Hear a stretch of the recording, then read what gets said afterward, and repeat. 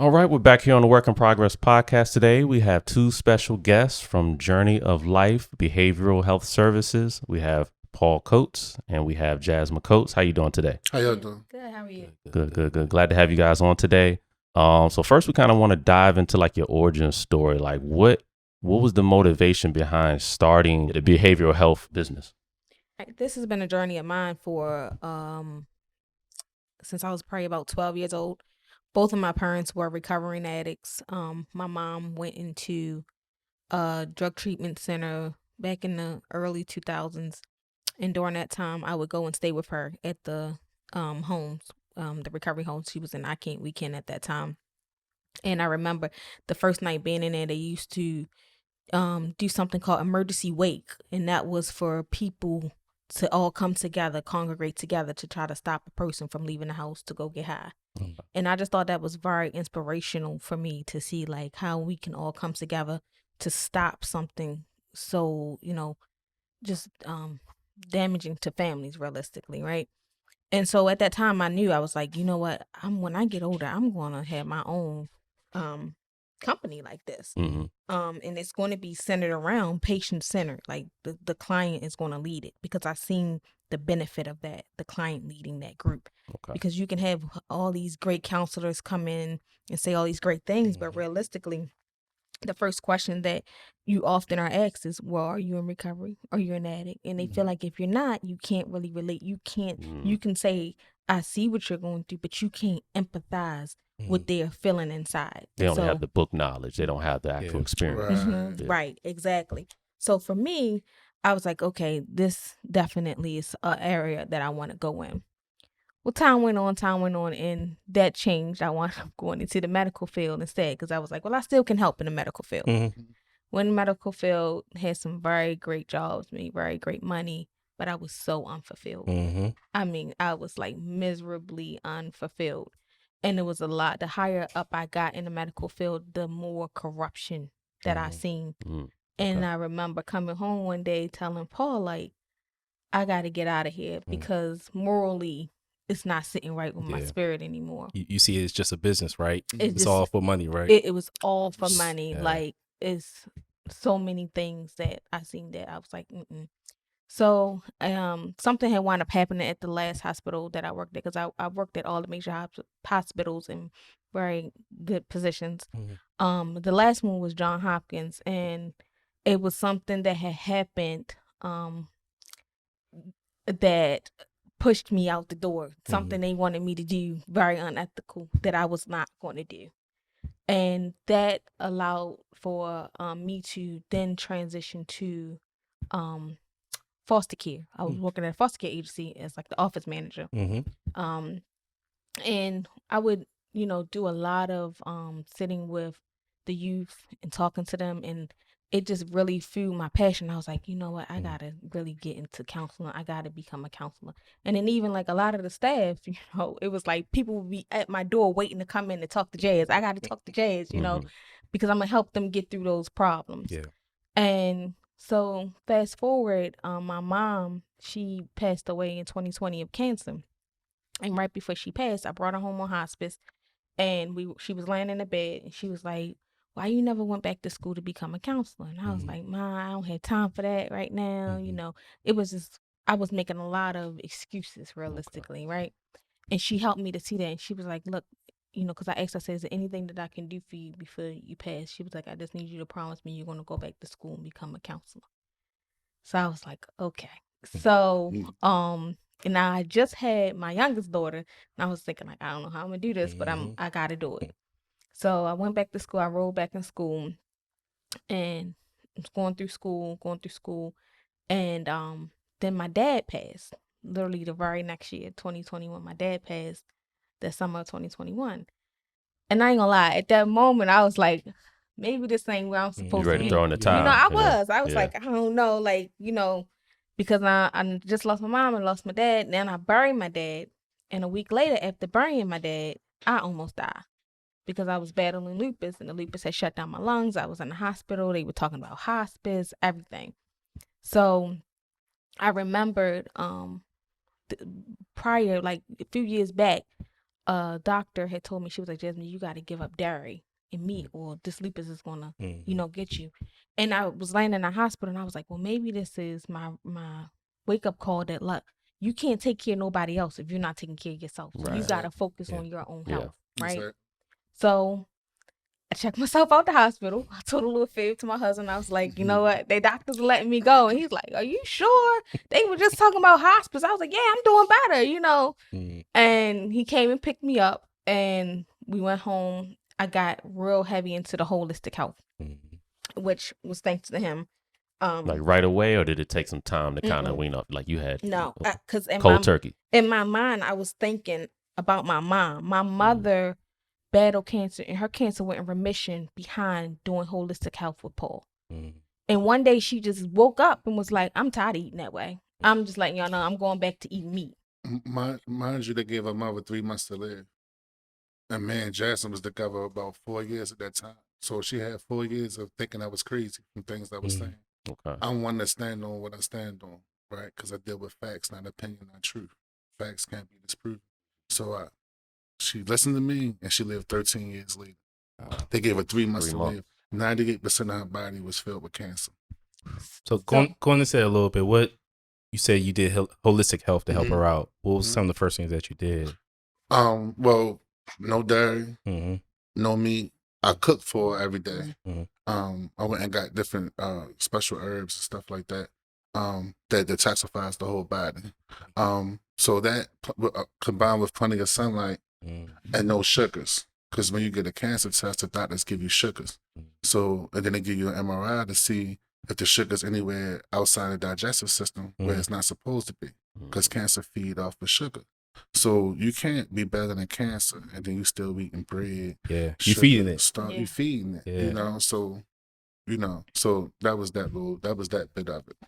So so I remember being in the house, and I'm like thinking about my mom. I'm like, people always say they would die for their children, like real quick. And then what popped in my mind was thinking about my mother, like, but did you live for me?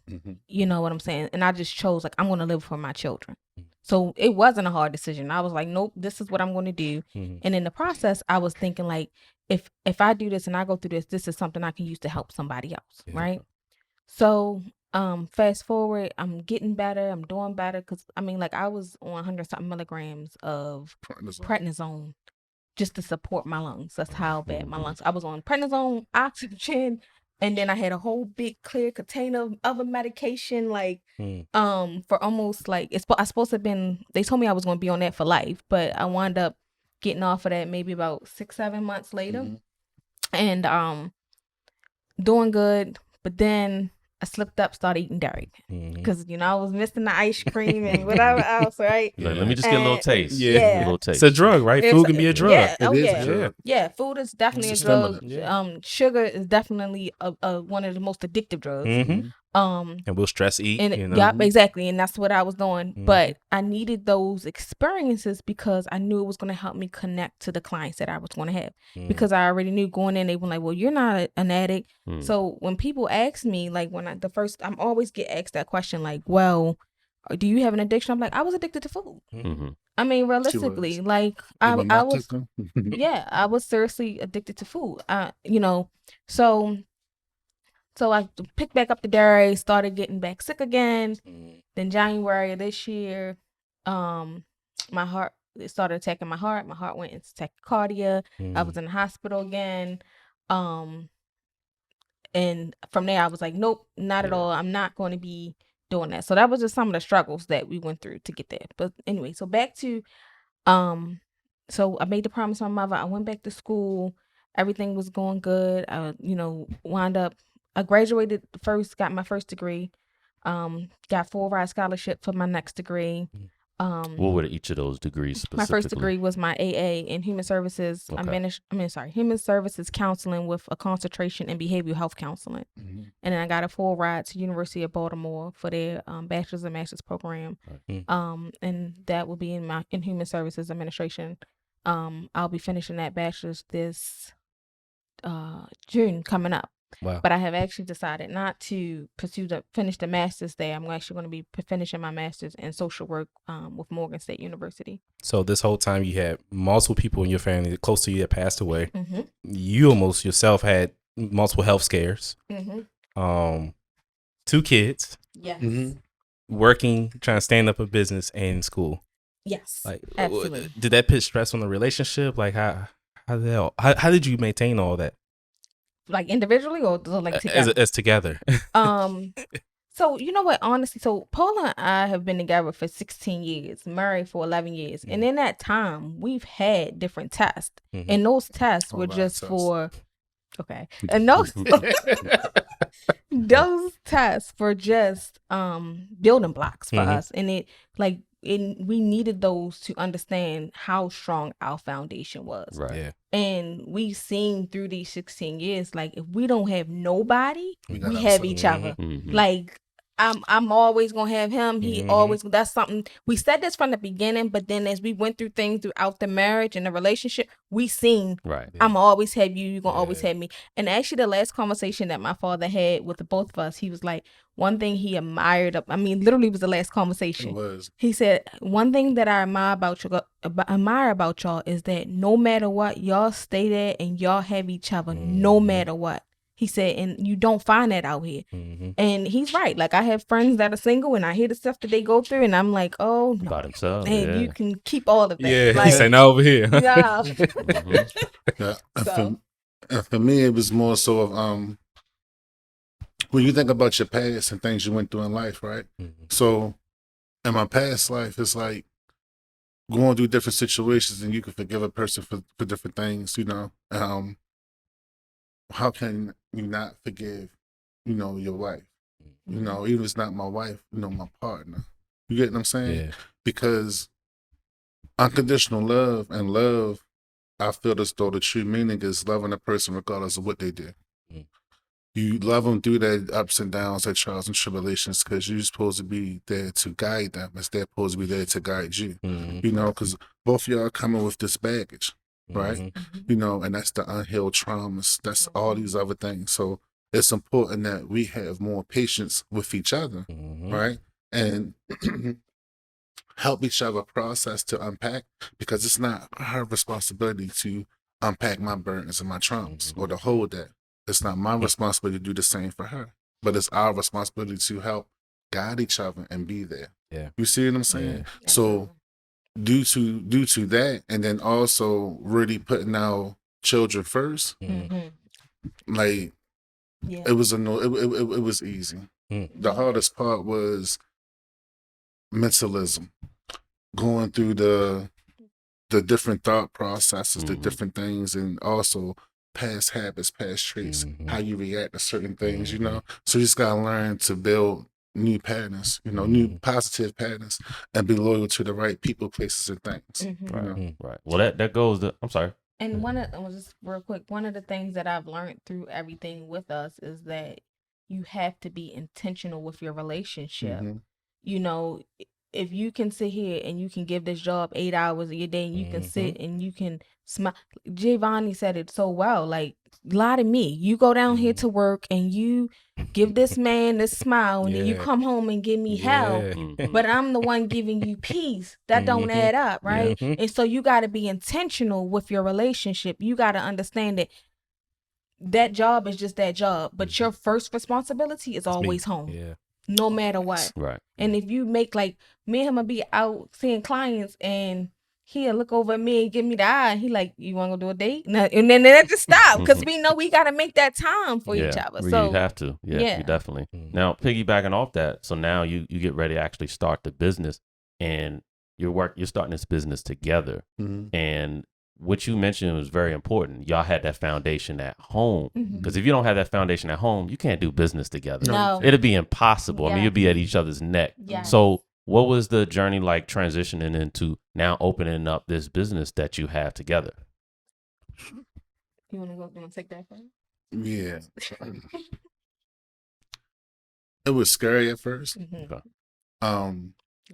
Why was it scary? It's scary for, I'm pretty sure, multiple reasons. Well, yeah. From a man perspective, you don't want to be around your wife all day long. You don't want to be around your girlfriend all day long. And I'm a Capricorn, so I'm cool with being an introvert. I'm like a popular loner, if that makes sense. Yeah, I got you. I hang with everybody and nobody, if that makes sense, right?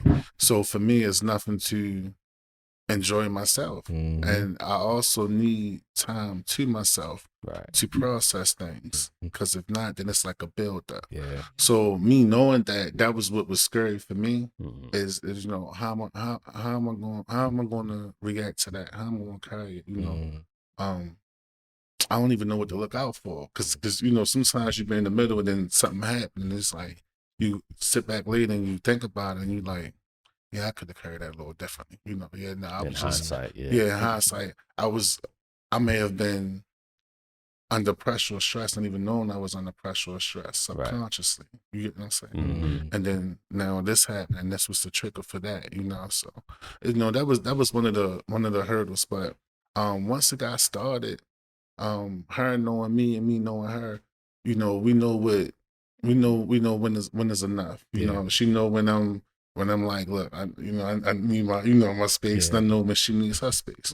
So knowing each other and knowing paying attention to each other honestly, and not selfishly, because then you don't take things personal.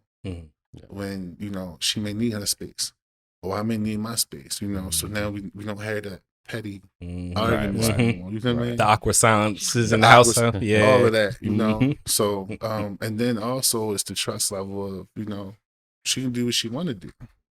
She want to go out, she can go out. If she want to do this, she can do that. So it's none of those, it's none of those factors of, only thing open at the 12 is, somebody waves or your legs or whatever. It's past that, because we are adults. You see what I'm saying? So we do what we need to do to keep the ball moving forward. You know what I mean? Because everything is just a learning experience and just patience. So during this time, I know this is a lot of uncharted territory, right? You standing up a business. Did you have like a mentor or somebody helping guide you through this process of standing up a business, and not just only a business, a behavioral health business, which I in my eyes, I'm like, that's a large undertaking. Yeah. So we didn't have a mentor, but we did hire a consultant. Yes. And she was phenomenal. Yeah, shout out to Tanya. I mean, she is awesome. Next Step Consulting, definitely, if you need any kind of consulting need, she's awesome. And me and her, we even connected like on a friendship level after a while, because we were kind of battling some of the same things, and I would just talk to her about certain things. So in a sense, I guess she could have been like considered a mentor. But she handled a lot of the administrative stuff for me, which is really hard. I'm a person that have a little issues with giving up control, right?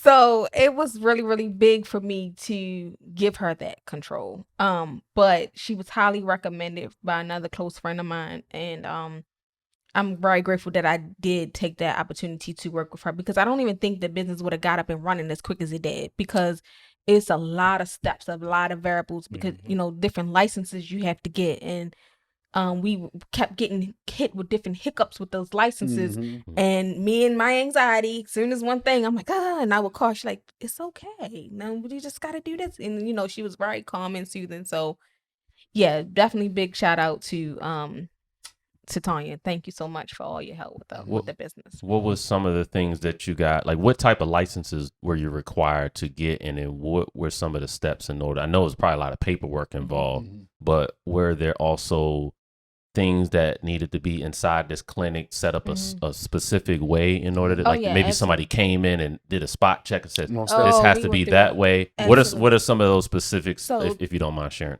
Yeah, the first thing that you have to do is find the building.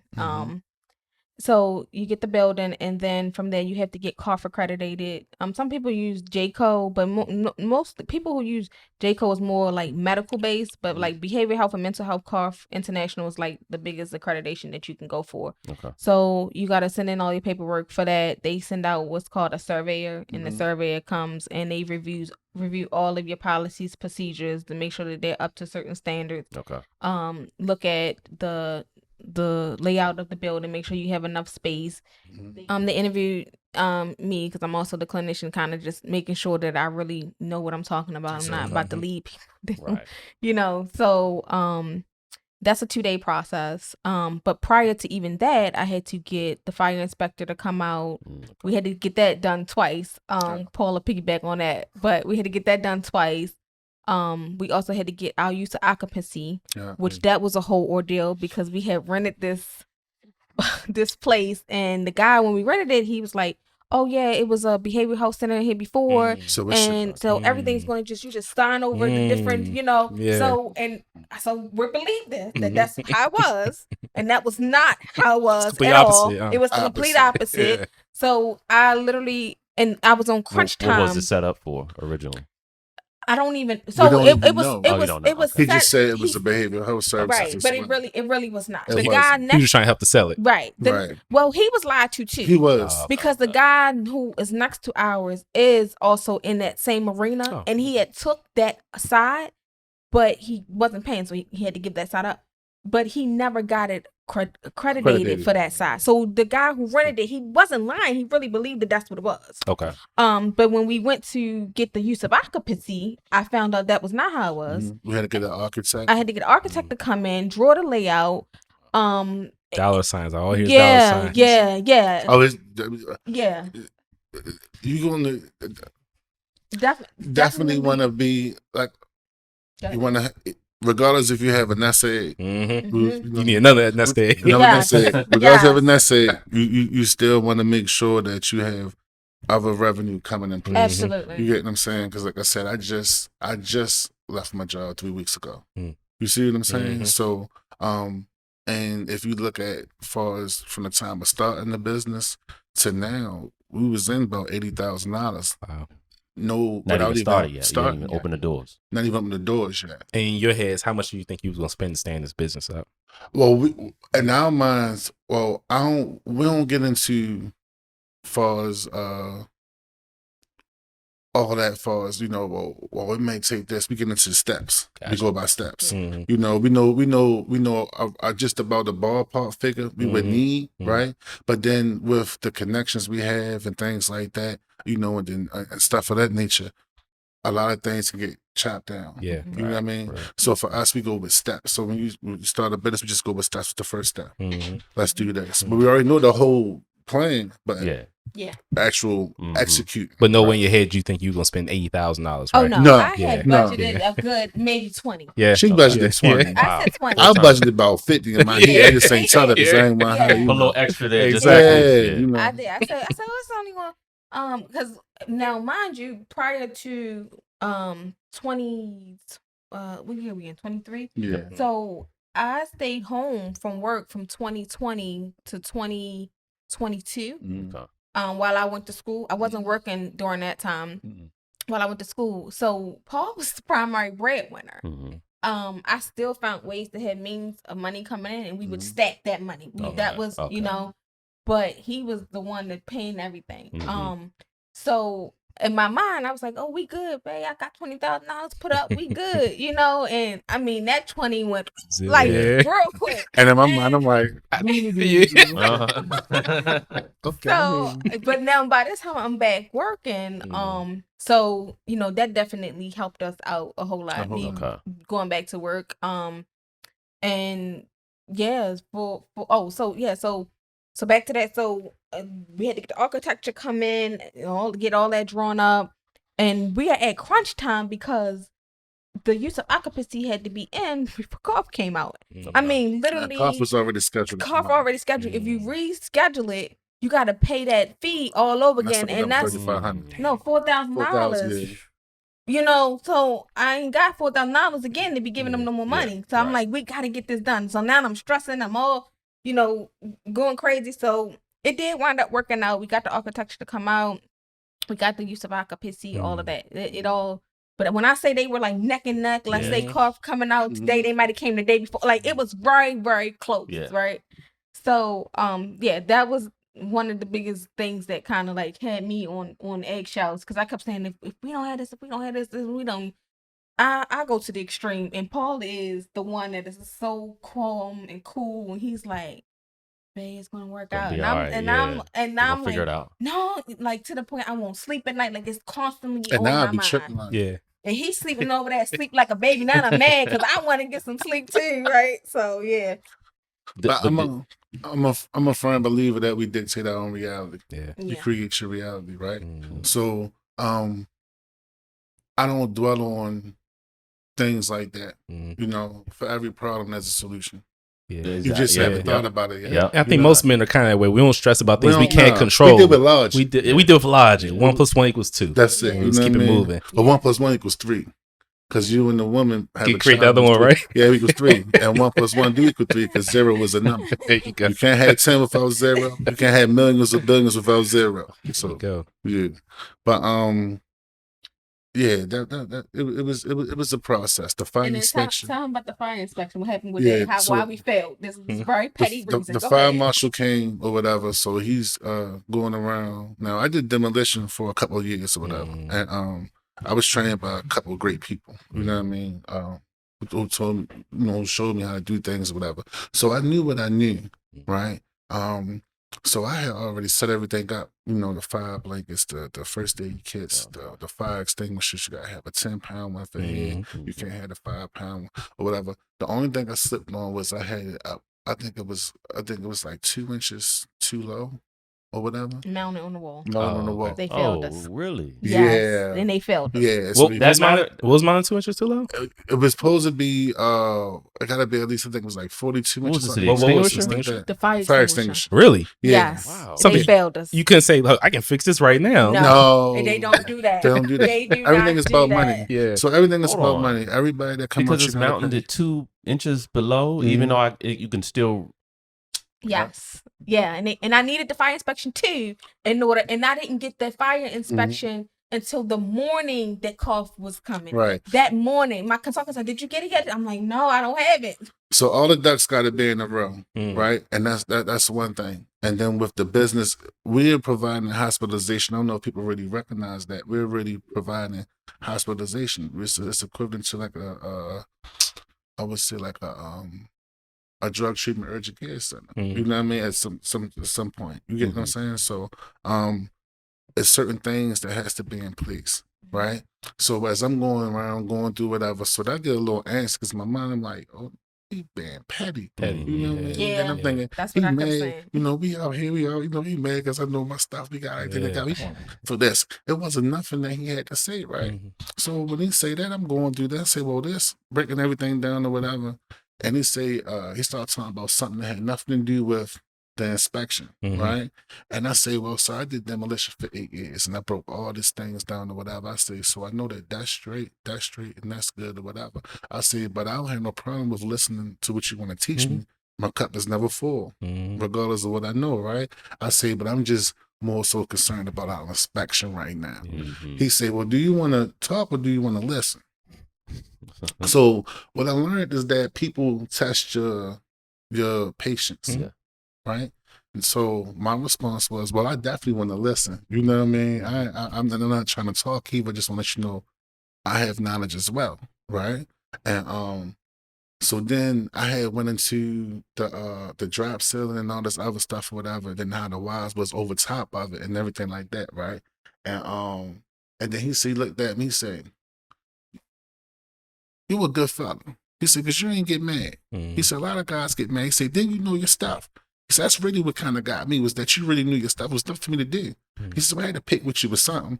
He said, "So look, to be fair," he said, "move it up or whatever, the proper inches, mount the one outside, right outside your building, in between whatever, the proper inches or whatever. Send the picture to me." He said, and Paul, Mr. Coates, he shook my hand. He said, "I'll sign off on it right in there and I'll email it." And that's what he did. And that's exactly what he did that morning. Yeah. Still was an asshole though. Still was that. Right. He was. Let's not miss that. He was a good asshole. He was a good, you know what I mean? yeah. You can say that after he leaves too. Right. It's like, come on, man. Absolutely. Yeah. Now, do you think that basically you haven't opened the doors yet, but going through all of this already, this drama, these tests that you guys are going through, kind of prepared you guys just to say, okay, well, if we can go through this on the front end. This gives us tougher skin when we actually get this business up and running. You know, because we've gotten used to kind of troubleshooting these things 100%. Along the way. So now this is just only going to make us better when we have problems down the line. It's just we're going to go into troubleshooting mode right from the get go. Exactly. It definitely taught us about communicating with people. Because when the car people came out, I went through something with the surveyor. So real quick, to interject real quick, because the type of business it is, and again, we're providing hospitalization, right? So they don't use the surveyor can't be from your state. Okay. Because you could be connected. Yeah, bias. Yeah. They don't even do that. So our surveyor was from Georgia. Okay. Right. And so I'm just leave it there. So oh, sorry. So I went through some things with her. Like she was going through all the documentation and she was going through all the documentation and everything. And she, you know, was saying like how everything was so laid out. Now the documentation is coming from my consultant. She handled all of that for me. And it was like laid out, right? And she was just trying to find something wrong. Like it was very, very evident. And then she kept trying to emphasize, she's trying to figure out if I am qualified to be even doing this. And how do I have the financial means to do this? Right. Because we're not in this business. Yeah. And then as owners. My consultant is also, you know, right? And she has her doctorate, you know, and so she's looking at two very highly educated and smart Black women. And she dinged us on, I'm trying to even think what it was, because it was something, I can't even remember, but it was something very, very, very petty and minor, right? And we had to wind up going over her head to get some things straight. And I'll just kind of leave it there at that point, right? But during that process, it was a test for me because she wanted me to act a certain way, right? And I wouldn't give her that, and so she kept pushing and pushing and pushing. Now I ain't gonna lie, when we would break and intervene, I would call my consultant like, "This trying me right now," and she'd be like, "Get it out with me, but just don't do that because that's what they want, right?" But I needed that experience because you know what I thought about my mom was when I was working, I could shut my mouth for them.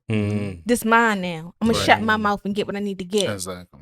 Let her be mad or whatever she wants. It's strategic. Exactly. And so let her go ahead and feel whatever she want to feel about me. Because at the end of the day, I'm gonna get mine. Even if you try to block it, which that's what she was trying to do. She was. You couldn't block it. Yep. It wasn't meant for you to block, but it was meant for you to give me this lesson. So thank you. I'm gonna go ahead and take this lesson that I'm gonna encounter more people like you because I'm gonna keep climbing and climbing and climbing. The higher I climb, I'm gonna keep seeing people like you, and then I know how to deal with it. She showed you all her cards basically, and you said, "Okay, I'm gonna sit back and I'm gonna listen now. Now I know how to deal with this type of person in the future if I need to. I basically the control is on my end. You know, they think they have the control, but I really got the control, so I'm gonna get what I want at the end of the day. Absolutely. So to go through those different trials and tribulations before the doors even open, it definitely was needed. Because I'm able to now sit back sometimes and I just reflect on the whole the process, and it makes me more appreciative, more grateful. Because like Paul and I, we said all the time, nobody gave us nothing. It's all sweat equity. Nothing. And it's been people that had the opportunity to give us, to do this, that we, they didn't. We're not squawking about it. It was some people didn't believe in us. Didn't we talked about? We talked about this to different people. It's funny, like, and they be like, "Oh, okay, yeah, you know what I'm saying." That come with the territory. They don't take it serious, and it's disheartening because it's like you can't even run your ideas across past the people, or they may have tried something and failed, so now they want to project their failure on you, their shortcomings, or they're not right, or they're not putting their all into what they want to do. Whatever, you get what I'm saying. So a lot of times you know, when you tell people things, they like, oh, okay. Yeah. Or some people know exactly what all that's needed for that, and like, oh, okay. You know, we have people say, well, how does once you get started, or how does once you get your master's, or how, or all that. And our whole thing is we're not hollering at you at all. Yeah. I think What are that- you talking about? Like, no, we're talking because we want to build a conglomerate. We want to build a community, you know, where we help each other. You know, we keep the dollar within each other. You get what I'm saying? Like things like that. Yeah. And how can we help? How can we give back? Yeah. You see what I'm saying? Yeah, it's unfortunate when a lot of people that look like us, we want to start our own businesses and we ask our community people about it and like, ugh, I don't think you can do that. Or in so many ways, or your little business or something like that. Yes, that's Oh, a big little. Yes. Little. Like, But the what whole you thing mean? is, that's the thing. So people, when going through the experiences we went through, whatever. So when we was hit with all of that, it was like, oh, okay. So now that the reality is really setting in, like, oh wow, like, no, it's not a little bit, it's a show now. It's real. Yeah. It's real. Like, they on Google, they on Yelp. Yeah. We seen them. Hey, we seen them. Like, oh no, this. It's real. They coming out the woodworks now, right? Yeah. And see, and that's one thing I'm not with. I've always been the person that been, not just me personally, but with her and her personally, outside of us, outside of each other, we've always helped whoever. Yeah. We always help. You know, I've always mentored. I've always been the voice of reason. I've always been that person that had no cut cards, even when it comes to myself. Right. So I'm not big on ego. You know, I don't care about ego. I don't care about pride. I may speak with passion. I may speak with confidence, but don't mistake it for pride, arrogance, or ego, because it's neither or. You see what I'm saying? And then a lot of times you'll hit somebody, you'll talk to somebody genuine, right? And then they'll hit you back with ego. You ever had a business conversation with a friend or somebody, and you talking straight business, but because you're doing it, you know it, right? But then they hit you back with ego, and you know that they ain't even doing nothing. They haven't. Yeah. They ain't have it because they don't even. You see what I'm saying? Yeah. Well, I think that goes to show because me myself, I mean, I've been self-employed about 10 years now, and I always appreciate it. In the beginning, you know, you have people that support you, that don't support you. I always looked at, well, if anybody supports me, it's like the cherry on top. Right. You know, Exactly. I'm not looking for anybody. Not at Right. all. Exactly. But I did have some pushback from Right. like old employers, like, oh, you can't do that full time. That's not because they've never done a business. So a lot of times when you come to people and you have this information to share, you got to think about the people you're sharing with. Are these people that are in the entrepreneurial world where they understand the lingo and the language, or is this a person that maybe has never done a business? So of course they're going to be naysayers and say, I don't think that can work out and all of that. So I just piggybacking off what you were saying, I think that's important, is to have those people to have those people that can speak that language, so they're not just like shutting it down, like, no, you can't do that. You know? And see that, and what you said was very important, because that never even crossed our mind. Yeah. It didn't cross our mind until after the fact. Yeah. You see what I'm saying? And so we actually opened the business and started, you know. They seen the actual That's progress. when and then you speaking with other business owners or like-minded people, and it's like, y'all get it. They get it, you know.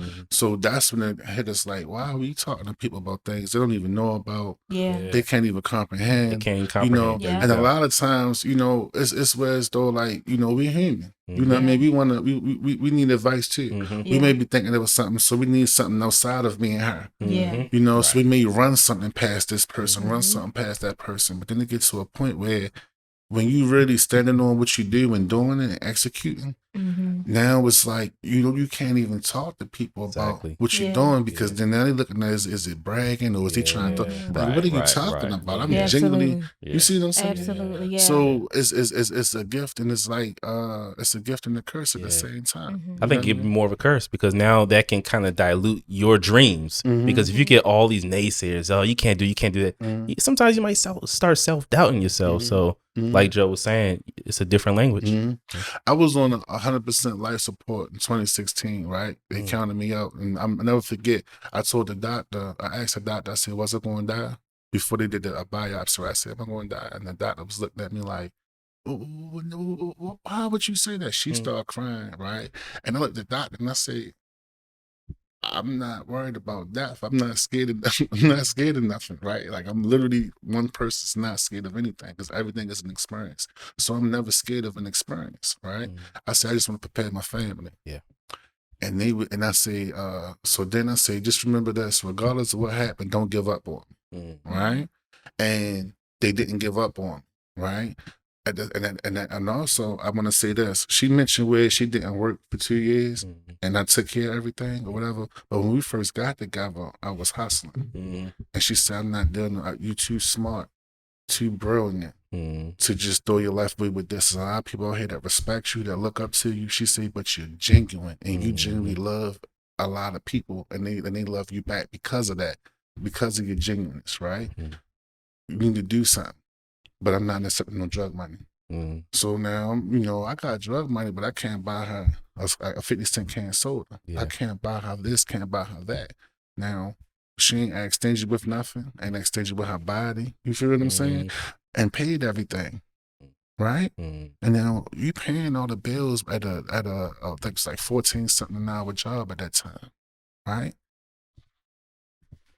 That showed me who she was then. I knew right in there, oh, I'm gonna marry her. You got a real You know one. what I mean? I'm gonna marry her. You feel me? So you had that situation. Now fast forward years later to the whole life support thing. I was on my best BS, right? Because I was used to reacting to things a certain way, right? Or whatever. So I just went through infidelity with her. You know what I mean? On my part. Not on her, on my part, right? So to go through that, and we just, and we like in the thick of it, communicate like in the thick of it, right? And then for that to happen, and she wasn't vindictive to say, "Oh no, you do something with So no, you can go ahead and none of that. She still fought for me. You see what I'm saying? Yeah. So when this things like that happens or whatever, I always tell people, you can love whoever, but you never know who a person really is, because time is going to show you who a person really is. Anybody who know me, anybody who know her knows that we've always been consistent in whatever we do. And the love we show and everything, we've always been consistent, So due to that, it was... You had to support me back. I had to support you know what I mean?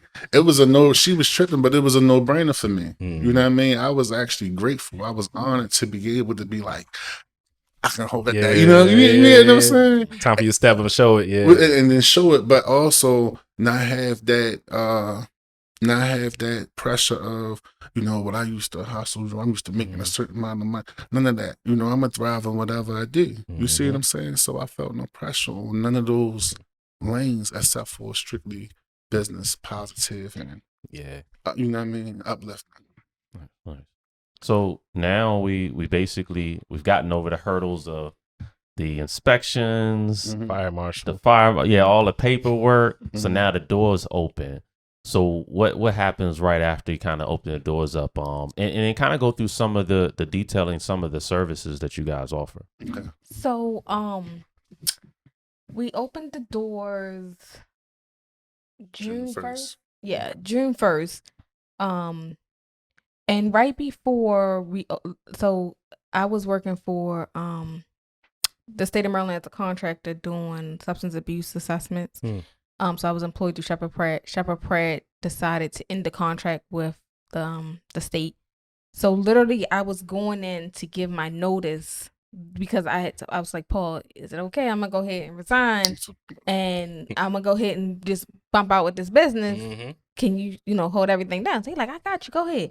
So literally, I was going to give my notice, got an email. It was right before Memorial Day.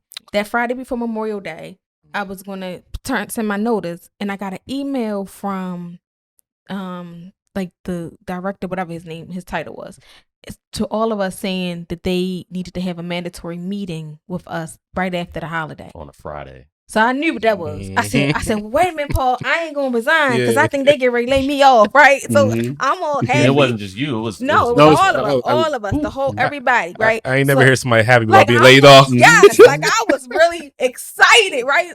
So I remember calling my supervisor and I was like, "Great, I think they get ready to lay us off, right?" She like, you think so? And she like, you happy? Like this is. I was about to resign. I was about to give you my notice, So sure enough, that Tuesday came and he gave some bullcrap speech, and I'm the only one sitting in the meeting smiling. Because they probably looking at you like, I just lost my job. What she smiling Like, for? I'm really excited, right? And so, because for me, I don't look at rejection as rejection. I look at it as redirection. So it was a blessing and a gift to me. Like, this is the universe saying to me, girl, we got you. Go out there and do your thing. You get ready to, do the thing. Yeah. But they were like, well, nobody could leave until June 30th. If I left before June 30th, I was going to lose all my time and all that. Now I'm like, I ain't about to do that. So I was doing both from June to June 30th. Okay. And I seen how that job was hindering my progress in the business. So finally we open the doors up, and I was like, what you do? So Monday, Tuesday, Wednesday, I was in the building. Thursdays and Fridays, we work from home. Okay. Well, Thursday and Friday, I would be out there promoting the business.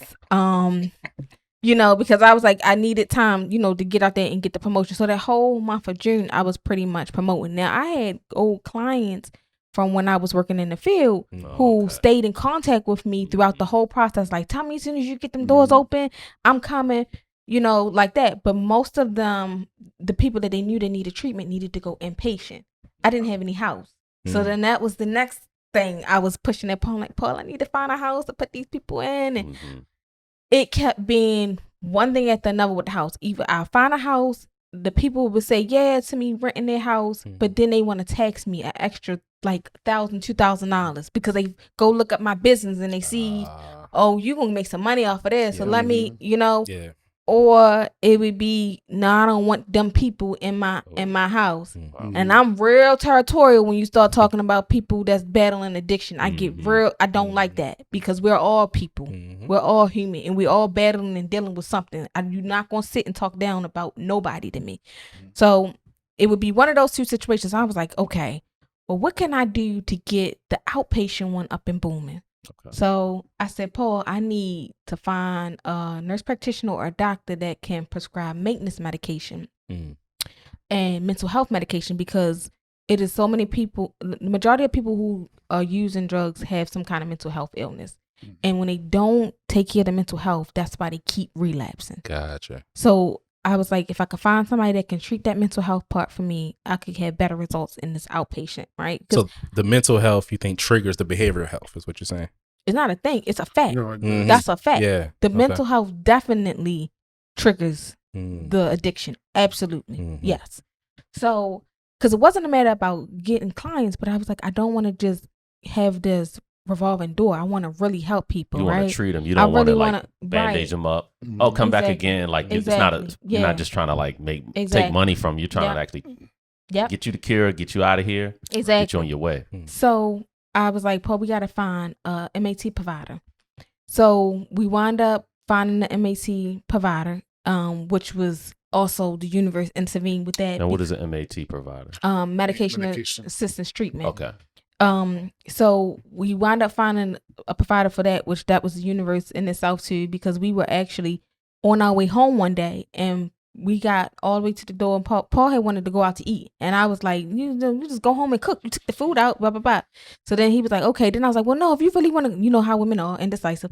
Well, if you really want to go out to eat, we could have just went out to eat. So now we done got off our exit, then turned all the way back around to go to this restaurant that he wanted to go to. So we get into the restaurant and I see this guy and this lady sitting down, and I don't know, something was just telling me to go over and say something to them. Never knew where they worked, what they did, didn't know he was a doctor, anything. And I just walked over, I was like, excuse me, where do you work at? What do you guys do? And so the lady was like, oh, well, my fiance, he's a doctor. And we have a mental health clinic. I said, oh, wow. Small world. I was like, wow, well, my name is, Jasmine. I'm with Journey of Life Behavioral Health. Blah, blah, blah. His eyes lit up because he's like, well, I need you. You need me. So he runs out and he gets a pamphlet. He was like, can I call you this week or whatever? And we could talk about how we possibly can utilize each other. So I'm like, yeah, sure. He called me the next day. So he called me the next day. We talked, whatever. We wound up connecting with his office. I utilized one of his providers that was working with him. Tanisha, she's a nurse practitioner.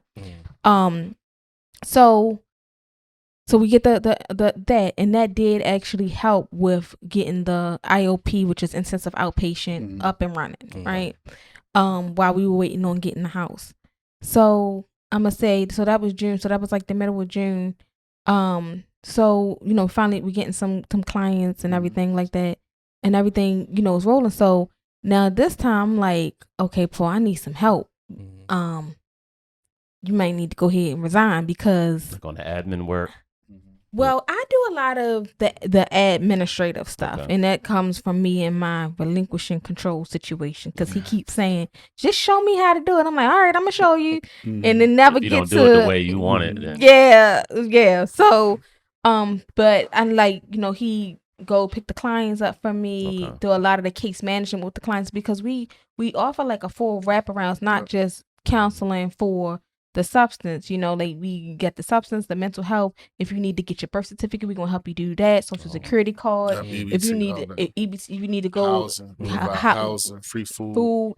Like we offer full services for them, and Paul is phenomenal at that case management part of it. So, what, you know, he does take that burden off where I can focus on doing the clinical aspect of it, and he's focusing more on everything else outside of that, what they may need, because you got to think about it, when they're out here in this addiction, they lose everything, and then they gotta build that all up the way back up, brick by brick by brick, and that is where he comes in, and he really does a phenomenal job with helping them get those things back that they may have lost, even down to we take you to job interviews, whatever you may need to get yourself back up and rolling. We do offer that. So the services we offer is PHP, which is partial hospitalization. That is where they come in and they stay in a house for 30 days and they get like structured clinical group 6 hours a day, 7 days a week. On top of individual counseling 1 to 2 times a week, depending on what they need. And then from there, they can step down to IOP, which is intensive outpatient, and that is 4 days a week, 3 hours a group, and counseling every other week. And then they have OP, which is outpatient, and that is 1 day a week for an hour of clinical group, and then they normally they get individual about 1 time a month. Then we also have early intervention, which is before you even start to get, you know, you getting an addiction problem, right? So addiction starts with behaviors. So if you can identify certain compulsive behaviors, we can work with you, or, you know, and a lot of times early intervention is more geared toward youth because we are licensed for youth as well as adults. So we have youth programs that are geared specifically for early intervention to try to stop the problem before it even begins. So how do you, going into the early intervention, how do you identify, like, what are some of the traits of a youth that might be going down that path? Well, you got behavioral issues, lashing out, grades dropping. A lot of times it's about impressing. So you can see the youth that's not really being genuine. They're not being themselves. Or they act a certain way around these group of friends compared to the family or the house.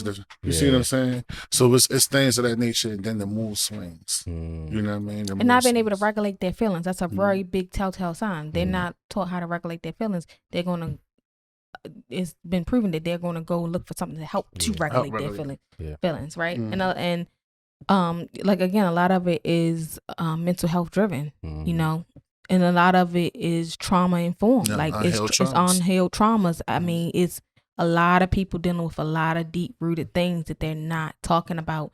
And if you can get that out and learn how to process those feelings and understand, you know, one of the biggest things that I hear, I'm telling you all the time, is it normal? You know, is this normal? Is that normal? And what I tell them, if society has made a name for it, it's normal, because that means enough people have experienced the same thing that they had to label it, right? And so people just want to feel accepted, you know, things like that. And that's what those youth programs are geared towards, just teaching them about, you know, if you do decide to do this is what that outcome can be. And do you really want that, you know? And also teaching them how to project forward, you know, get yourself a 5-year plan, right? So I tell anybody, you know, a 5-year plan, all you need. Whether you could be 50 years old, 55 years old, that messed up your whole life. You know, say you was just a womanizer, or say you was locked up all this time, or say you was not the best hustler. You know what I mean? Or you was a good hustler, but you know what to do. You ain't had no financial literacy, right? You know, a lot of people, that's becomes overwhelming. You got a lot of people who work their whole life, and then at some point they recognize when they're older, like, I'm not trying to keep doing this. Yeah. You know, to my body, things like that. So I tell anybody a 5-year plan. If you can dedicate 5 years to yourself working on something, you would change your whole outcome. I don't care. It's never too late. Absolutely. I don't care what it is. It's never too late. So that's the thing. And as far as the early intervention, we want to teach them about self-representation. You in charge of yourself. You represent yourself. And also controlling your emotions. That's the most. That's a big one. Identify where you at. Identify, your emotions. Identify, learn you. We go through life and we don't even know ourselves. It's parts of him. We say we're a human body. We're a human being. We don't even know our body. We don't know all the body parts. We don't know the cells. We don't know how they work. We don't know how the brain works. We don't know about the neurotransmitters, the dendrites, the enzymes, the dendrites sit out to eat up the memories and stuff you don't need. The synapses. When we don't know the deepness of it, the scientifics behind it. So we want to teach them that, and then teach them financial literacy. Yes, it's very big in our program. And not to, and I'm big on words. So we're not saying I'm chasing the bag, right? Psychology, we're not saying I'm chasing the bag. I need the bag, or I need some money. No, I love money. Money loves me. We have a beautiful relationship, and that's it. You get what I'm saying? I'm never going to be without. But when you say you're chasing the bag, or I want. What happens is that you put subconsciously, you literally put a barrier there. So it make it just as hard, and you can feel the energy behind it. Like what's a dream car of yours? Lamborghini. Or a car you like? Say Lamborghini. All right, now say I want a Lamborghini. No, say it. Say I want a Lamborghini. I want a Lamborghini. All right, now say I would like a Lamborghini. Okay, I would like a Lamborghini. No, you see it's the energy difference behind that. When you say want, the first thing is think, how am I get it? How am I go about it? That's what your brain start thinking. But when you say I would like, it's already done. There's no pressure. You're going to get it when you're ready to get it. You see what I'm saying? But also, you're not going to put all your eggs in like, one basket. Versus saying, I got to chase this. I got to get it. And that's the thing. I think when you do that, you become a slave to that idea. Exactly. Chase the bag. Chase the bag. And the bag will always dictate where you're going to go. Dictate where you go. And then you got this social media where everybody's saying, I'm chasing the bag. So when you trickle that down to the youth, and as you messing them up. You know what I mean? You can take people who lived in a urban environment, right? That there's a lot of different things going on. I must say, right? All right, now you got those old guys out there who, when you're young, you look up to. All right, now you out there, you're experiencing things, right? So now you older now, right? Okay, you still looking up to them, right? So now you out in the world and you have your own children. You have your own bills. You really know what it takes to be a man. You really know what it takes to survive. What can they say slick now to you? Nothing. You see the phoniness send them a mile away. You see that they're a loser. And you see that the only reason they're a loser is because they're taking a temporary situation and making it permanent. Whatever anyone go through is temporary. That's it. It's about choices. That's why I say a 5-year plan. You can be homeless in 5 years. They can change all that. Oh, yeah. You see what I'm saying? Even less than that. 1 year. Absolutely. You know what I mean? I always like to say, take things small. Let's say 6 months. Let's say 6 That's weeks. Let's start small and build up to it. That's it. How old are so what's the age range for this youth program? What age range are you pretty much targeting? Well, I want to target around at least like between 10 and up. Okay. At least 10 and That's up. when they start kind of getting influenced. Because 10 years old, you kind of getting influence and stuff. Your brain waves starting to change a little bit or whatever. You see what I'm saying? You ain't quite reached the adolescence, so you still can be. Hormones start hitting a little different, right? You get what I mean? So you still gonna have that one. You still gonna be programmable. You know what I mean? Honest, you're still gonna be programmable, right? And you still can rewrite whatever bad programs that was installed in you from birth to that age, right? But once you start hitting past the age of 10, really 7, past the age of 7, but you want to give them a 3-year period to find themselves, right? So really, once you get past the age of 10 and start getting into the teenage years and stuff, the whole child change. That's a young adult right there. We say teenager, but they carry it like a young adult. Right. You know what I mean? So, so being that you're dealing with, the core mental health, how is it? Because obviously you basically have to come into this every day with your A game, and you're dealing with other people's mental health. But how do you maintain making sure that, hey, you're in the best mental space so you can be, because obviously if you're not in the best mental space, then how can you help this person that's in front of you? So what are some of the things that you guys kind of try to do to make sure that you're in the right mind space before you walk through those doors in the morning? Well, I'm big on decompressing with music. I love music. So, after I drop the kids off in the morning, I go onto my Pandora, kind of see what I'm trying to listen to. You a Beehive person or what? Some song. I like the old Beehive stuff. But it really depends on what my mood is for that day, because like we're all human. So it's some days when I ain't feeling it, and I need some something upbeat, to get me some energy. Yeah, like I love all music from trap to neo soul. Like it just really depends on what I'm feeling like listening to. But whatever kind of music kind of helps me. So I definitely listen to music on my ride, and that's a 45-minute ride back to the office. So I'm listening to music the whole time. It's only like maybe 2 people I will talk to in the mornings on my ride there, because I'm real particular on people energy dumping too. Okay, you don't want to take that in. I don't want to take that in, and everybody who's known me for years know I'm real quick to jump into that. Even before I even became a licensed counselor, my friends would call me, and I'm going straight into counselor mode, right? And I had to learn that. Unfortunately, this is my paid profession now, and I can't be relatively available for you mentally all the time, because now I'm slating the people that's actually paying my bills at this point, right?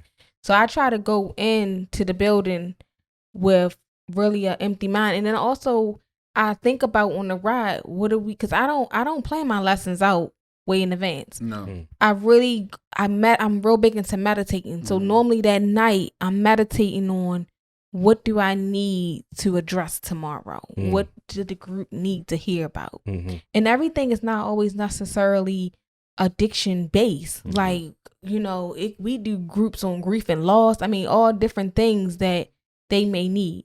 So I'm me personally, I'm very big on music to kind of unwind me. What about you, Paul? Well, for me, I don't listen to nothing. Yeah, that's silence, right? Yeah, because you did say you're an introvert. So as an introvert, even myself, I'll be in the car, nothing on. Just me and my brain. And it's the silence processing, and plus for me, it's where as though whoever I see in life, when I see you, I see me, because life is about choices, right? So when I say that, I mean that, wholeheartedly. So because I mean that, I don't get into what their mood is or whatever. I'm always putting myself in their shoes. You get what I'm saying? And then, as I stated before, when you done died, you came back. You see what I'm saying? See like different. Yeah, you see life different. Whereas though before I was that person, whereas though you're gonna know how I feel, right? I gotta tell you how I feel, right? And then now it's whereas though I don't even. There's no need to tell you how I feel, because people know what they do. You know what you do. You know what you don't do. You know when you're wrong. You know when you're not wrong. And being adults, I'm not going to add to the insanity. Because that's insanity to me. You know what I mean? You want me to live in an illusion with you. Like I can't do that. You know what I mean? So and then again is looking at everything and being grateful for everything. So I don't take for granted nothing, right? I don't take nothing for granted, and I always have empathy, you know what I mean, for the client and what they go through, because I can relate. A lot of times I can relate, and other times or whatever. For me, actually living that life before, like I can see their strengths. I can see, even when I tell them all the time, I say, you may be at your lowest point in your life right now, right? I say, but right now you really got your strongest.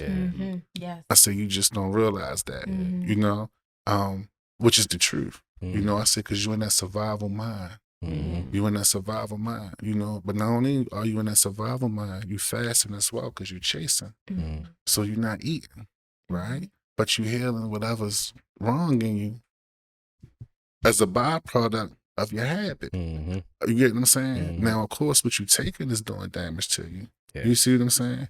But you know, you still at your strongest because you're surviving, and you're able to give people smiles when they talk to you. You know what I mean? Without going, I guess, provide any like personal information, can y'all give like a success story of one of your patients? Yeah, I got one.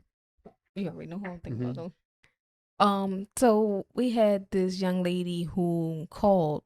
First of all, that's biggest strength right there, because typically it's somebody else referring the person, or it's court ordered. Is you know. So we in substance abuse, they have stages. So it's pre-contemplation, contemplation, preparation, action, maintenance, and then now they just added relapse. And these are stages of change. Stages of change, right?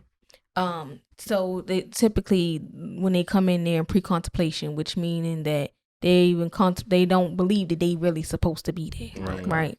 So the fact that she made that call, I still remember the call like yesterday, and she called and I was like, she was crying. She was like, I just want help. And I was like, okay. I said, what kind of services are you looking for? And she was like, you know, I use drugs and I don't want to use drugs no more. She was like, and if I don't get out this house, I'm going to kill myself. She was like, is it any way you can come pick me up? So I was like, okay. You know, I said, do you want to start today? She was like, yeah, I need to start. Like, I got to do this like now. If I don't do it now, it's not going to get done. And I picked her up, and I remember when she came out the house, I could tell she had just finished. Like, I could look at her and tell. But I still asked out, like, so when is the last time you used drugs? And she told me a lie. She said like 2 weeks before. You just wanted to see what she was going to say. I just wanted to see, right? So in that moment, I said, listen, I said, the fact that you called me already let me know that you identified something going on. I said, so I'm going to just keep it real with you. You never have to lie to me. I'm never going to judge you. We're not those people. I'm not that person. I said, the best way for me to help you, because you said out your mouth to me, you need to help, is to always be honest with me. You need transparency, right? I need transparency so I can know how I can help you. So she finally told the truth, like, nah, I just finished, like, basically, right? And we got back to the office. I did her intake, and, you know, she was sharing some things with me. And she had asked to do PHP from home. And I was like, well, that's not typically successful, because typically you need to be coming into the building. I mean, you need to be housed because you're not going to typically be strong enough to withhold that. And she was like, just take a chance with me, please. She said, I'm telling you, I will be better in my own house than to be with a bunch of people. She said, that's more triggering for me right now. And I wasn't feeling it, but then I remembered something that an old client told me from my old job. She was like, Jasmine, she said, you're a great counselor, but one thing I want you to keep in mind is you cannot determine how a person needs to get better. And that clicked in my head, right? Because like I just told her, well, typically, right? Well, if I'm telling you that I provide individualized care, I got to stand on my mission statement, right? So you telling me this what you need? We're going to try it out then. We're going to try your way. And we did it. We did that. We did the PHP from home. And I mean, she would be up bright and early every morning calling, I'm ready. And she, you know, still successful to this day. Very successful. And so much so, I kept telling, like 2 weeks into her being, I was like, you should really think about becoming a certified peer recovery specialist. That's when, you know, they learn different skills to help people that are still in addiction, right? I said, I'm a registered supervisor. I can get you hours. I can get you trained. She was like, I don't know, you know, and I was like, you have a very strong story. You know, why don't you think about it? So recently she just said to me, she was like, I think I'm gonna go ahead and take that. And I know she's gonna be very successful in that, because I feel like what she just went through was honestly a test, and honestly something needed for her to be better. Like we talked recently about how have you grown since going through all of that. And yeah, so not to kind of get, I don't want to get too specific, but that was definitely, and anybody who's in this field understands that the story I just told is very inspirational, because they don't normally see stories where they're successful with PHP from home. That's just not that sounds really, very unique. really heard of. And I'm very grateful that I took that opportunity and I did that with her, because that is a story I'm going to always tell, because if she did it, somebody else can do it too. And that's why I explained to her, you need to tell that story when you're out here helping people. Like, I did this, I made that call. I was determined. And yeah, she's doing awesome. She's doing phenomenal right now. Go ahead. And then, and that's another thing too. Like, we really care. Yeah. You see what I'm saying? And I think it's also important that you're a part of the community. That's you it. live in the community. That's It's it. different when you see somebody that doesn't look like us in the community and trying to tell us BS. But you live in the community, so you know people's lifestyles and stories and everything. And so much so, we go. Listen, they call us the knockers. Yeah, we do. pull every day pull right after group, and after that, we out in the community. Literally, we driving in some of the toughest neighborhoods. Yeah. I got the laptop. They know it. They know the car now, right? They like they be like, knockers. yeah. They call us the knockers. We like, oh, come here. Let me talk to you. And when you're ready, you're gonna come. But we are gonna keep coming. So that's your outreach. That's our outreach. Yeah. We I'm not are right out. there, We yeah, are out. we do outreach. Yes. I'm not right there. Outreach and community engagement. Yeah. Right. So when it comes, it's very important for us to never lose focus or track of what we got into this for, and what we're doing. Right. So one of the things is every single day after we finish at the office or whatever, once we finish our groups, seeing our clients and things like that, getting on that medicine, all that stuff, right? Then we leave and we go and hit the community. Every day. Every day. And we hit the community. And we hit the community and everything or whatever. And mind you, because I come from, we come from that. You see what I'm saying? So it ain't nothing for me to put up in a sketchy area. I'm diving out. You know what I mean? What's up? Hey, yeah. And they looking, they may be doing what they doing. The other people out there, they looking at, oh, they trying to stop. That's our money without. You got a problem, like this what we doing, but name part, break down what we do, whatever. We gonna be out here. We gonna be in this area, so you gonna see us. No, we not. That's not. We doing community outreach. You know what I mean? Community engagement. We getting engaged in the community, right? And we also do harm reduction. We do harm reduction, which is another big one. Because provide needles, condoms, stuff like all that. Yeah, because we can say all we want to say, but until they ready to stop, they're not gonna stop. But if you ain't gonna stop, let me at least help you to be safe about the situation. Like I had a young lady last week. She said, "You think you can get me some condoms and lubricant?" I said, "Sure." And I went and I got it for her because I'd rather you be honest. Like she said, "But when I'm ready, I'm gonna call you." So that's another thing as well too. So outside of the clients that we have, when we engage in the community, we still keep in contact with them. We still come through. Right? Like we had one guy who joined our IOP program, right?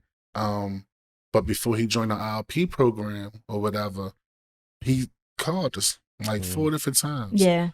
He said, "Hey, Paul, you called whatever." He said, "Mr. Paul." So you can call him Mr. Paul. I said, "You way older than me." You can call him Mr. Paul, right? But he was like, "Look, man," he said, "I'm going to something, man." He said, "I'm the governor guy, the mayor guy, but we can stay at the hotel, right? Across from the Horseshoe Casino, we stay at the hotels or whatever, right? All of us is homeless and stuff, right?" He said, we got a microwave and a refrigerator. He said, "But I don't have no food or whatever." Now, mind you, this client, before he even joined our program, just us doing community outreach and engagement, consistently seen us coming through. You know what I mean? Hey, did you eat that? Did you eat whatever? I ain't gonna put money in your hand because I know what you might go do with it. But we'll feed you. We'll feed them. You know what I mean? And I may give them water, stuff like that. Clean underwear. I mean, all that. I may give you $5. So you can get some breakfast tomorrow, something like that. Weekly bus passes. You know what I mean? So he called or whatever, and he said what he said, whatever he said. I said, "I'm gonna come get you." Mind you, we already out Harford County, whatever, right? So we already out Harford County. So mind you, we come back in town. We get get them food, all the stuff, make market. It was like, come on. He was like, "Oh man, I can't believe you really did this or whatever." Like, y'all really, I see. With the extra mile. Real. With the above and beyond. And then, mind you, this is 9-10 o'clock at night. Yeah. Because our office is Monday through Friday, 9 to 5, but we have an after hours. Like if you call after hours, it still is gonna ring because we take intakes after hours. Like so. Just pretty much around the clock. Yeah, yeah. No, that's another thing about the business. it is around the clock. Mm-hmm. So that's why a lot of businesses like ours, the clients know what you about. Mm-hmm. They know if you about the money or if you about helping. Mm-hmm. Right. You see what I'm If it's saying? are you serving or is this just a money grab? You see what I'm That's saying? you know. So for us, that's been our biggest success story. Honestly, is our word of mouth go from the clients and also the people in the community. Yeah. You know what I mean? We got people in the community that may say, "Look, I'm not ready," but they didn't get a card to somebody. Like we've right. gotten a lot of referrals like that. Because I just Mm-hmm. had one yesterday. I said, "Well, how did you?" He says, "So and so gave me your card." I was like, "Oh wow." Mm-hmm. You know, so we get and that the a same lot. person said they wasn't ready yet, but we definitely gonna pass, and they pass it on because they see us.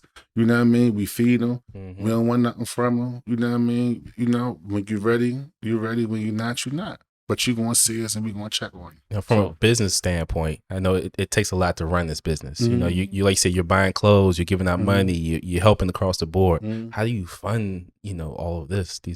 Well, the thing is, you have different outlets. So you have different places that donate, right? You have charitable contributions as far as, when I say that, I'm talking about as like canned goods and stuff like that, or food and stuff like that. You know what I mean? Like that. So as far as clothes and stuff, we'll get donations and whatever we don't, and then say what we have is not what you need, then we'll go out and buy it. Do you get like grants or any No, funding? we never got grants or no funding or nothing for nothing. No, we don't. Everything was just. I told you can have a nest egg, but you Yeah. gotta, you know what I mean. No, so, and it came with discipline. Yeah. So, when we bought our house, when we bought our house 2 years ago, whatever, that whole process in itself was taught us discipline. Discipline. So we just kept the process up. Yeah. As the business is like buying another house. Yeah. Right. So we going to keep it And like everything that comes in. So we bill insurance. We accept all Maryland Medicaid. Okay. And when I see the money come in, I'm always instantly thinking about more ways to invest it back into the business to keep it growing and growing and growing. That's it. Because like we got big plans for this business, and sometimes people, they see the money coming in and they like, oh shoot, I got this. I don't even look at it like I got this. I break it down. This is for taxes. This is for savings. This is for and that's how I do that. Yeah. So that's the funny part, because sometimes when people see what businesses, they made this type of revenue, but they don't understand. Yeah. That's broken down into several parts. I mean, Right. you got different. I mean, especially you get into different tax brackets. There's a Yep. bigger tax liabilities. You got business expenses. Yep. I mean, before you even take money home, Yes. they just see the big number. Yeah. Yeah. Because realistically, to keep it honest, we haven't even paid ourselves yet. Mm-hmm. We haven't. We have not, like, really realistically. Because you're still building it out. We're still building you're it out. reinvesting. I'm trying to get back. We told you how much we done put out. Right. Like, I'm You trying try to to get get that that back. back. Yeah. For anything. Yeah. So, yeah. Yeah. Yeah, it's just about when you start something, right, you want to keep getting it till you get to the point where you want it to be, and then once it's to the point where we want it to be, and it can self-manage itself, and we just oversee it. You see what I'm saying? Then that's somewhere to start. You know what I mean? So I mean, like So when somebody, let's say you have a friend or a family member that might be, going through something with substance abuse. What are some ways to kind of, I guess we'll coach them into getting help, or you can't Well, coach them. you can't coach them. I Okay. mean, That's they smart. gotta Or be they gotta be literally. ready. They gotta be sick and tired of being sick and tired. Okay. That's You gotta just the be straight up. reality so of it's it. not really anything that you No. can My do. mother had 20 years clean before she passed, and my father had 21 days clean before he passed. And my father was actually killed from a car accident. A guy was under the influence of alcohol as well as pills, and he was going down North Avenue and doing 75 miles per hour. He hit my father's car and another lady car. The lady went through somebody's house. My father's car wrapped around a pole, and he was literally smashed into where they had to cut him out. And my father suffered for 21 days before he died. That's the real reason why my father had 21 days clean. Okay, he had just came from doing what he was doing. You understand what I'm saying? And I watched him fight that struggle the whole time. Like, he would get clean and then he would go back, and then he would get clean and then he would go back. And it didn't matter what I said to him. You understand what I'm saying? I could cry my heart out, daddy, this and that and the third. And then none of that mattered. Yeah. When my mother, I asked her, I said, Mom, what made you? Because my mother was another one that made the call to go into treatment. And she didn't tell, this how I knew my mother was really serious, because she didn't tell nobody but me. And she didn't tell me till that morning. She said, listen, you're not going to see me for a while. And I was thinking, oh, okay, she better go on her little run, right? And she was like, no, I'm going into treatment. I was like, treatment? And she was like, yeah. She was like, I'm being treatment. I'm going to send for you when, you can come stay with me. And I asked my mother, I was like, what made you make that call to go into treatment? She was like, I got sick and tired of being sick and tired. Sick and tired of being sick and tired. And that always stuck with me. Until a person gets to that point, you can say whatever you want to them. That's not even going to matter. And then another big thing that I don't think is talked about enough is people being enablers. And I was a big enabler. I mean, I remember my father going in treatment once.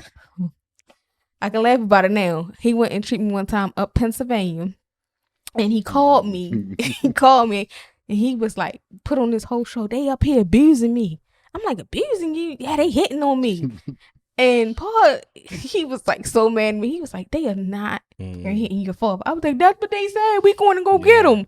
Right? And in my mind, I knew they wasn't hitting him. But my daddy called, and I got to go run because I'm that daddy's girl, and I'm going to go get him.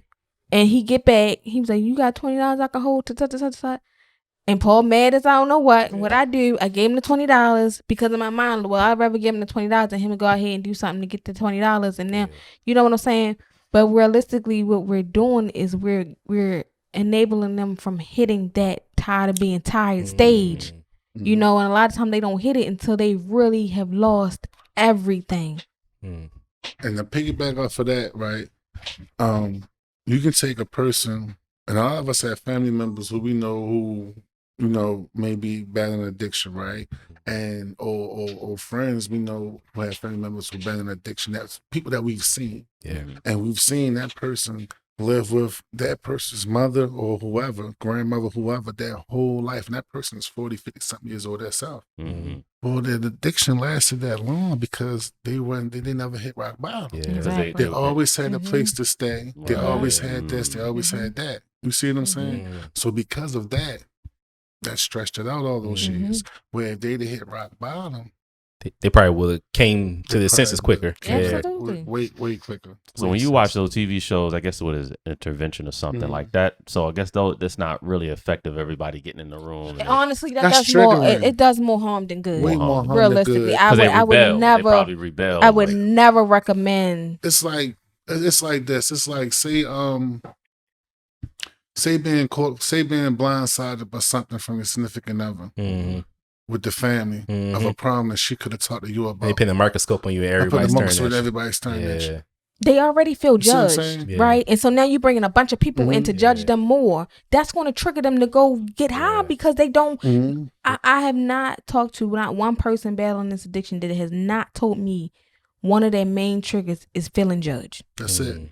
That's the main, because you got to think they're already beating their self up. Yeah. They're in a constant state of guilt, whether you know it or not. Yeah. They're in a constant state of guilt, right? So they amplified it. Yes. It amplifies it. And then it's like they've been in a sneak attack. And then now you embarrassing me in front of, forget how I look. Yeah, they can see I get high.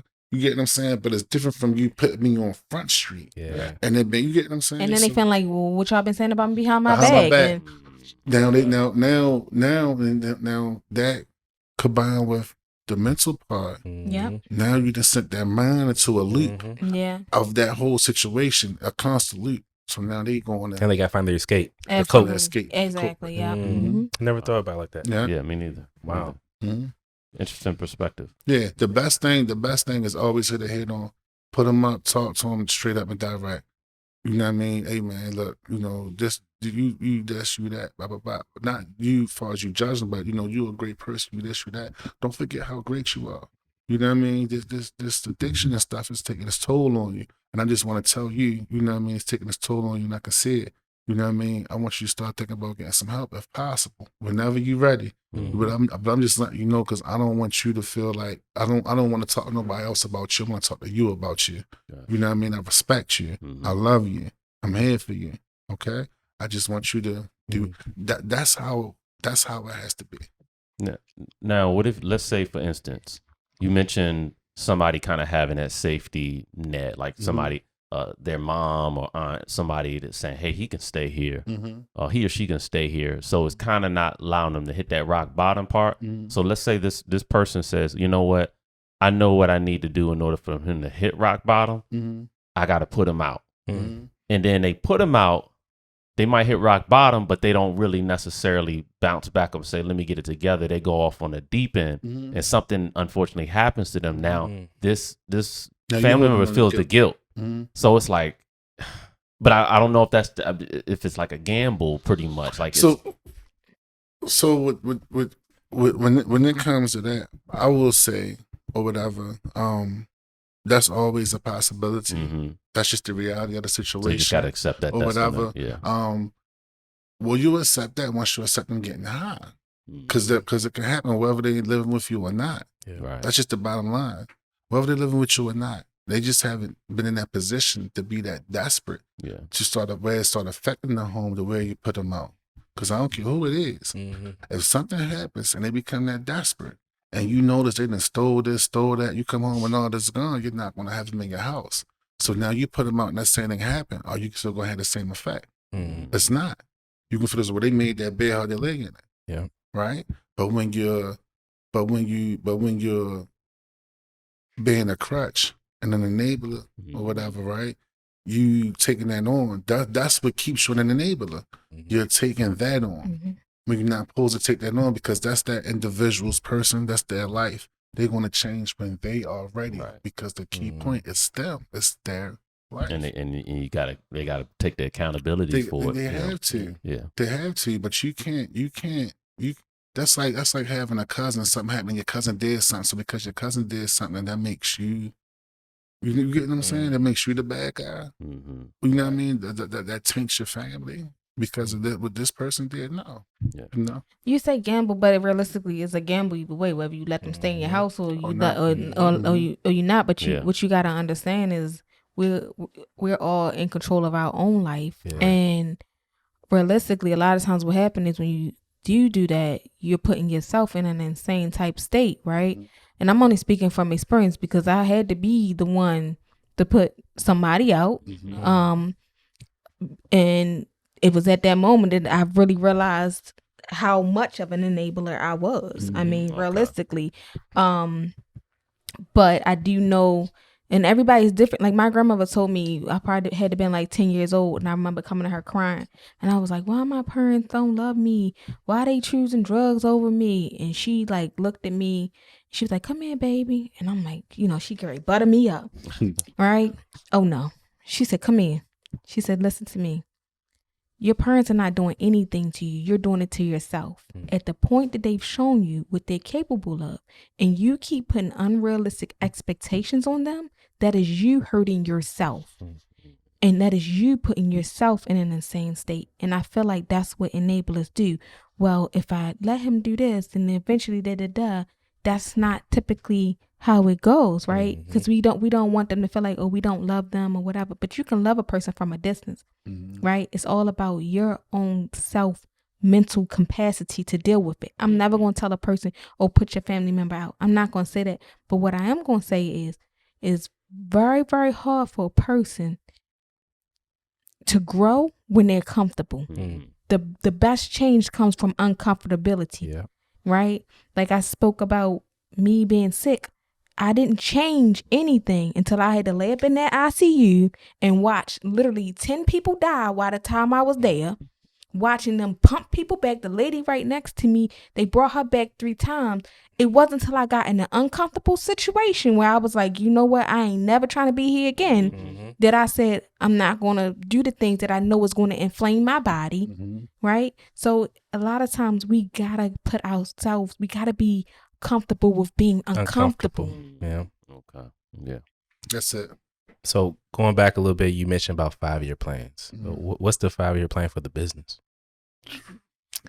So we're definitely planning to have about 4 homes. And they will be named after our ancestors. So one will be named Chris's house after my father-in-law. One will be named Anthony's house after my father. One will be named Tasha's house after my mother, and one will be named Florence house after my grandmother who raised me. And each house will be separated by genders, I'm assuming. Mm-hmm. Two men and two women houses. And more so like buildings. Yeah. You know what I mean? Like not like a hub, but like buildings. Yeah. We already have houses, but like buildings. You know what I mean? Yeah. Yeah. And we're also gonna be opening up. We want to have like full wraparound services for the clients. So like a lot of times they come in and they need medical care. So instead of having to take them to a hospital, we're gonna have our own urgent care center and primary care centers. It was something else I said we were supposed to do in 5 years. I don't forgot that fast. I know the urgent care center. It was the. And then we're gonna also be expanding into like an OMHC center. Yeah. So right now we're classified as behavioral health, but offering mental health. But we want to have a separate outpatient mental health clinic period as well. So those will be the biggest things within the next 5 years. Yeah, far as the business wise. Yeah. And far as giving back, one of the things we want to do is get like a building, right? And just have it like for like performing arts, right? Yeah. So we want to have studios in there, want to have a big green room and stuff like that. So, you know, like I have a goddaughter who does choreography, you know what I mean? So like she can come in, she can do her thing, and she can produce her videos. Yeah. You get what I'm saying? Yeah. And then also other youth in the state or in the city can come there and, you know, and do things and learn things. It's like a community center to some degree. Yes, but a community skills center where I'm just going to teach them all about productions and stuff like that, podcasting, acting, you know, screenwriting. You get what I'm saying? Comedy. You get what I'm saying? Because I know a lot of I have a lot of friends who comedians. Like one of my friends, Bruce Dad, he's a comedian. You get what I'm saying? Like, so things like that, and seeing just seeing people evolve and prosper with their dreams and goals, because that's going to help them do the same thing and help other people to evolve and prosper with their dreams and goals. I love that idea. And then one other thing that I don't know how I forgot this, because this is my baby. The nonprofit we're rolling out called Family Connect. Oh yeah. And that is to give free counseling to families who have been affected by drug abuse, drug addiction, to understand both sides, right? Because I think a lot of times families get torn apart because they don't understand the stages of change that your loved one is going to go through. The questions you ask, how can you support, you know, things like that. So that's something we're actually rolling out very, very soon. It's going to be called Family Connect. So I'm glad you touched on that, because as you was explaining your experiences with your mother and your father, I'm thinking like, what kind of mental gymnastics was your head going through all this time, these ups and downs of like, oh, she's quitting, she's not, she's quitting, she's not. So as a child at 10 years old, that had to be very stressful on you, just to see. So because you couldn't really get too high about things. Even prior to 10, I mean, my parents were getting high. I mean, my dad, he was getting high since I was probably about 1, and I believe my mom started, I was about 3 or 4. I believe before then, but I mean, like in the thick of the addiction, we kept being put out. We were homeless. I've lived in some of the roughest neighborhoods like Cherry Hill, and this is all back in the 90s. Okay, when stuff was really, really off the chain. So I've definitely seen a lot, been through a lot. But I feel like everything I went through prepared me for this. I needed to go through those things. You know what I'm saying? Like my daughter, I look at my oldest daughter, and sometimes I'd be like, she should know this and she should know that. But then I have to think like, no, she shouldn't. I should not have even known this and known that. So realistically, I'm doing the right thing as a parent that she's so naive about certain things. You keep her in a nice bubble where she needs to be. You know what I'm saying? She's going to have time to learn about, you know, this street smart stuff and stuff like that, right? So, but for me, you know, I feel like I needed those experiences, because had I not had those experiences, I'm not going to say I wouldn't have went in this field, but I surely wouldn't have been able to connect to the clients the way that I'm connecting to them, right? That's the important part. I think that's what makes your business more unique than anybody else, because you've been through those experiences. Absolutely. That is. It wasn't just like you just went to school and you just have the academic part of it, and now you're just trying to regurgitate what you learned out of a book to somebody. It's like you actually have the hands-on experience, and then you combine the two together, which I think is really important. And you know what, realistically, like, so when I am in that setting with the clients, I will say I utilize some of the counseling techniques, such as like active listening, hearing what they ain't saying, stuff like that. But a lot of what I go in there and do is from the heart, from my experience, because it's like I don't really conform to the AANA. We don't really conform to that. I'm not knocking it, and you know, I feel like everybody is different. They learn different ways, but we do a lot of SMART recovery, which is cognitive behavioral therapy. Right. Okay. And for me, I wouldn't be able to understand cognitive behavioral therapy had I not went through those experiences and understanding that you train your brain to do what it is you need your brain to do. You understand what I'm saying? Right. And I even seen that with Paul with the whole life support thing. Like, you know, when he got for life support, he had to go to pulmonary rehab again. The rest of my mean, like, but I just see watching his strength and him being like, you know, like they was like, he gonna have to walk again, talking, you know, it's a lot. So I understand that, you know, we are just as strong as we believe we are. So nice. So what are when you guys are just by yourselves, when you're not in the building or anything, at the clinic, what are some things you guys do personally to kind of decompress at home? What's them outside hobbies? Yeah. Kinda. he loved the gun range. Oh yeah. Yeah. Like fully auto semis, which He love it all. love it all. He love it all. I like the gun range too. I more so do it for a date. Like I will never just be like, oh, I'm gonna go to the gun range, but I will go with him. It's a great date. I like when we do that. But for me personally, I am a big writer, so I journal a lot. Again, music. Those two pretty. And then surprisingly, when I say this, because I tell people this, they look at me like, really? School decompresses me. Okay. Like I love learning. I love learning new things. I'm like I said, I love the journal. So the field that I'm in, we do a lot of papers. So I get lost in writing and reading. Okay. So it's a decompression for me. Nice. Yeah, and for me, the shooting range not the only thing that I use to decompress though. So for me, it would be reading, shooting range, reading, and research. Okay. Yeah, he is. So I'm big on research. Yeah. When I say research, I mean like he researches everything. Well, what's the topic that you've been researching lately? Everything. Yeah. Everything. What's been piquing your interest? Really like that. Well, what's been piquing my interest is this, the land that we're on. You know what I mean? The land that we're on, who we truly are, where do we come from, what really is your status. You see what I'm saying? What is black? What is white? What does that mean? What does being a person mean? Like, what does that mean? You know, why is it two Egypts? What was the first Egypt? What was the second Egypt? You know, so we never moved off of this land. Oh, so we are this land. Oh, this is Western Africa. Oh, okay, didn't know that. Okay, well that's, you know, so it's different things that you go to, you know. So then when you're dealing with research, it's easy to get lost in because you research this, you come to this, right? But then now you got to research that and then come to that. But then now you got to see how that got to that point and come to that, you know? So it's like a cell. They all it is. And in my premature stage, when I was still around like my 20s, I was the one that, you know how you got them people that, no, because that was me in my premature stage, right? But I got humbled real quick. Because I do my due diligence and research. So I found out, what I thought was this when I researched that. Oh no, it was a whole nother level of that, shorty. You messing up, no. So it was that whole thing.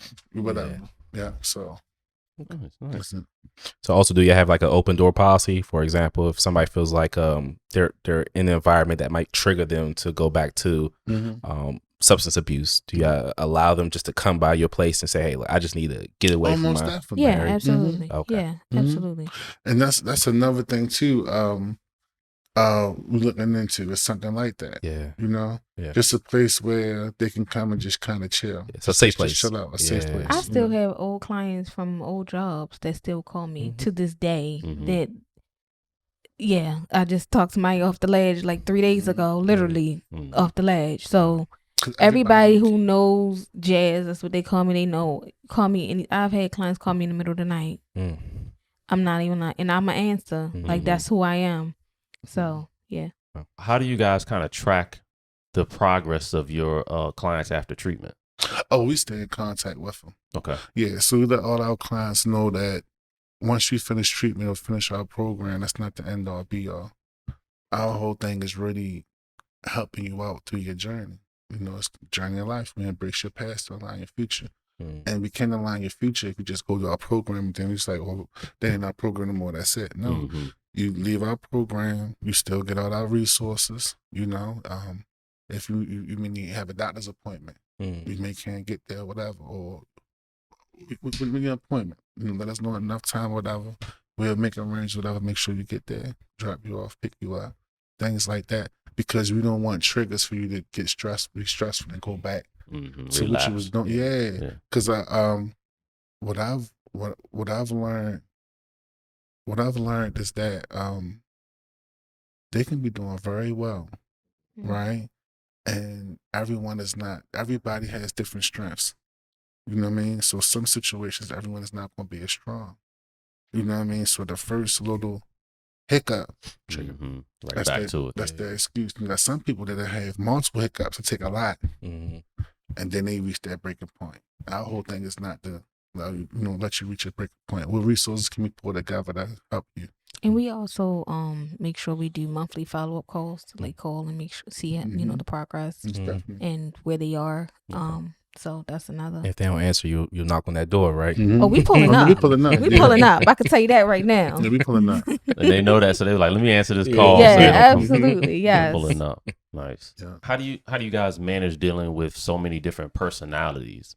You know, it's not a one size fits all, approach. I'm assuming. So how do you manage that to just like I said, dealing with all the different personalities that come into the space?